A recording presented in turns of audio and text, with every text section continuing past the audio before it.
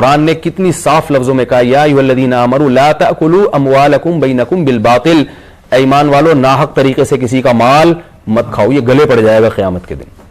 ایک درہم بھی آپ کا کے پاس کسی کا ہے تو آپ اس کو دنیا میں دے دیں جلد سے جلد، ورنہ قیامت کے دن آپ کی نیکیاں اور نمازیں آپ سے لے کر اس کے اعمال میں ڈال دی جائیں گی۔ حدیث میں آتا ہے کہیں کبھی لین دین میں گڑبڑ ہوگی نا اور ظلم ہوگا کسی اوپر تو اللہ آپ کی نیکیاں دے گا وہاں پہ۔ ایک وقت آئے گا آپ کی ساری نیکیاں، کوئی بہن آئے گی اللہ تعالیٰ کے پاس آ کے کہے گی آپ کی بہن اس نے میری پوری طارق روڈ کی 1 کروڑ کی دکان کھا گیا تھا، یہ وراثت میں دی نہیں تھی اس نے مجھے، اوپر سے میں نے معاف کر دیا تھا، دل میرا جل رہا تھا۔ لوگ کہتے ہیں نا بہن نے معاف کر دیا، تو بھائی آپ کیوں نہیں معاف کر دیتے؟ اسی سے کیوں معاف کرواتے ہو؟ حق تو برابر ہے دونوں کا، تو اس سے معاف کروا لیتے ہیں اور خود کیا کرتے ہیں؟ معاف نہیں کرتے۔ تو ہمیشہ وہی کیوں معاف کرتی ہے؟ کبھی ایسا بھی تو ہوگا کہ بھائی نے اپنا حصہ بہن کو معاف کر دیا، ایسا نہیں ہوتا۔ تو ایسا کریں گے تو کوئی بھی نہیں آئے گا، ٹھیک ہے نا؟ ٹھیک ہے، ایسا کریں گے تو کوئی بھی نہیں آئے گا۔ تو معاف کروا لیا اس سے، وہ دل سے معاف نہیں کرتی، وہ اوپر سے کر دیتی ہے، کیا کریں؟ تو دل، نبی نے یہ نہیں فرمایا کہ مسلمان کا مال جب اس کی زبان کہہ دے کہ حلال ہے تو حلال ہے، یہ نہیں فرمایا۔ فرمایا طیب نفس، دل کی خوشی کے بغیر حلال نہیں ہے۔ یہ اس لیے فرمایا کہ اس میں زبان کا اعتبار نہیں ہے، دل کا اعتبار ہے، تو اس کے دل کو جھانک کے دیکھنا بڑا مشکل ہے۔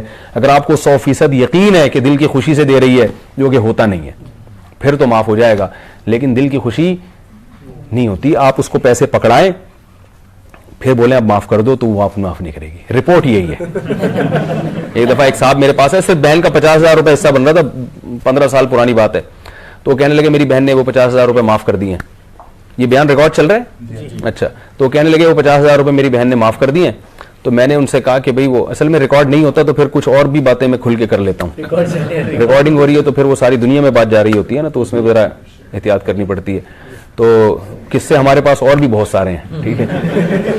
تو جو ہے وہ معاف کر دیا اس نے، کیونکہ پھر وہ ایسا واقعہ ہو جاتا ہے کہ ریکارڈنگ میں ہر ایک کے بعد پھر جن کا واقعہ ہوتا ہے وہ سمجھ جاتے ہیں کہ بھئی اچھا وہ انہوں نے، حالانکہ میں نام بھی نہیں لے رہا کچھ بھی نہیں، لیکن پھر بھی وہ کال کرتے ہیں یار آپ نے ہمارا قصہ بیان کر دیا، ٹھیک ہے نا، ایسا بھی ہوتا ہے۔ تو اس لیے میں احتیاط کرتا ہوں، ریکارڈنگ کا پوچھ لیتا ہوں۔